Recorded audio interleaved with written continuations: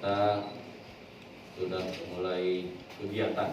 Yang pertama adalah melakukan tes urin kepada seluruh pegawai dan beberapa warga binaan secara acak. Karena sini jumlahnya ribuan, 1.604.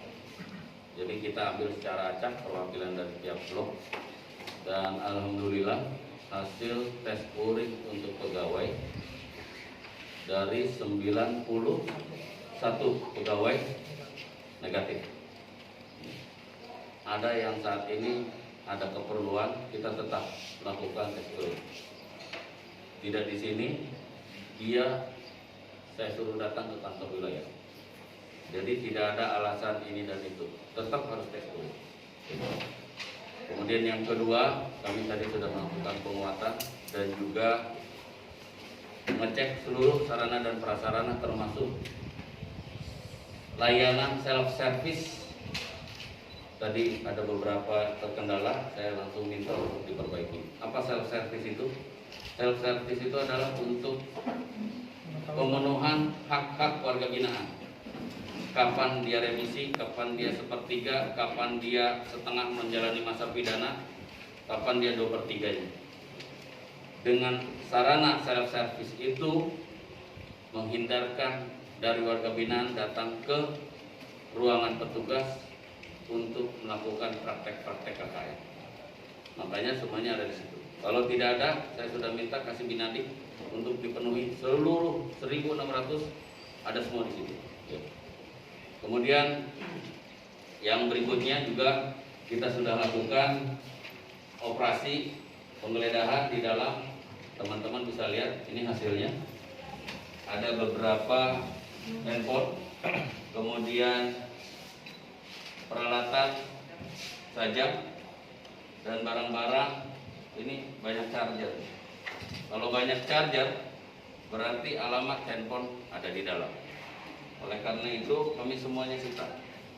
Dan bukan hanya itu, hal-hal yang dianggap diduga akan mengakibatkan gangguan kamtip kami pun sita. Jadi baru diduga saja seperti itu sikat gigi. Sikat gigi biasanya dipatahkan. Kenapa? Kalau lurus begitu nanti dibikin runcing sama dia, jadi sajam. Jadi hal-hal yang kecil, paku. Kalau di rumah, di luar paku kecil nggak jadi masalah. Tapi kalau di sini paku kecil bisa jadi masalah. Oleh karena itu, yang diduga akan mengakibatkan gangguan kamtip kita sita. Dan tadi baru saja kami pun menyita Pak Material mana? Kami tadi baru saja inspeksi mendadak ke blok, ya.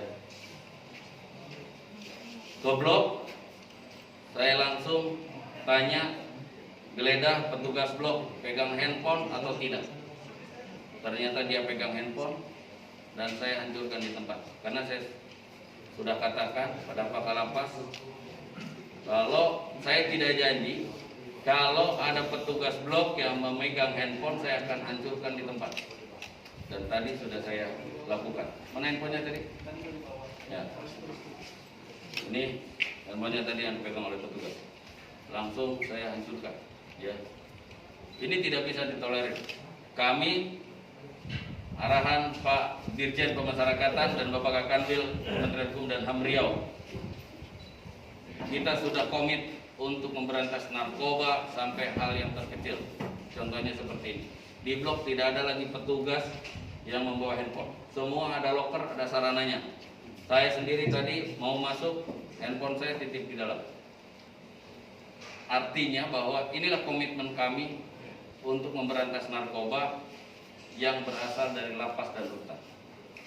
Sudah cukup peka telinga kami dengan sebutan bahwa lapas jadi pengendali narkoba. Waduh, sakit.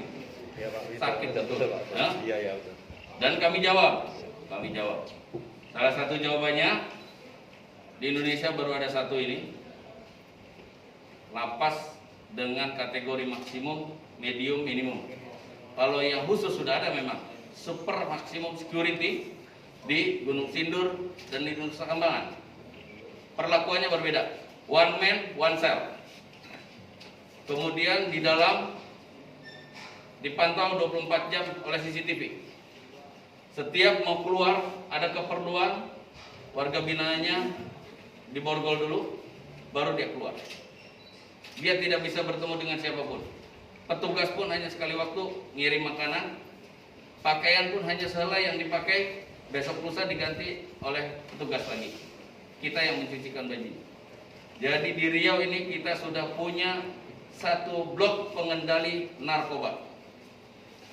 Jadi warga binaan yang masih coba-coba mengendalikan narkoba sudah ada bloknya khusus.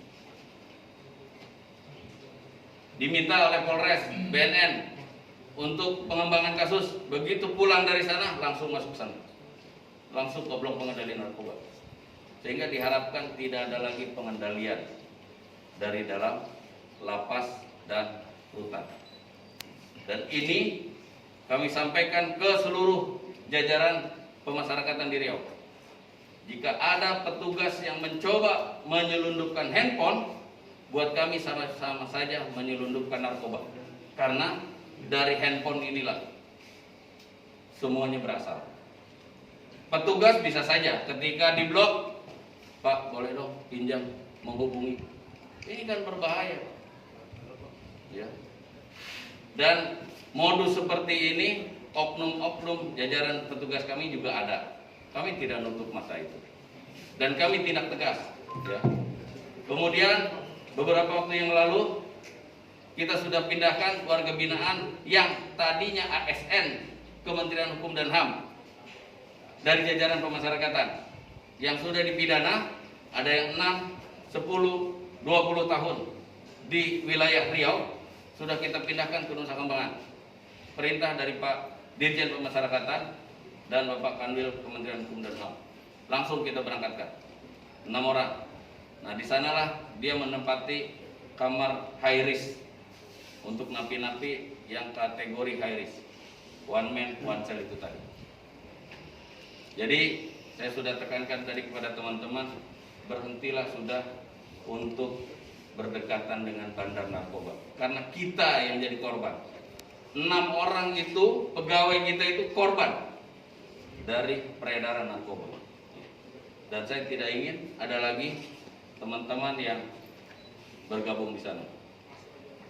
Kemudian juga di Kanwil kita sudah tarik petugas-petugas yang mencoba menyalahi SOP pada saat melaksanakan tugas. Ya.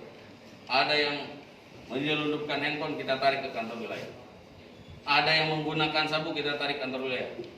Dan sekarang sudah ada yang menjalani rehab di rumah sakit jiwa Pekanbaru. Inilah bukti komitmen kami bahwa kita tidak ada kompromi dengan yang namanya narkoba di lapas dan rutan. Demikian.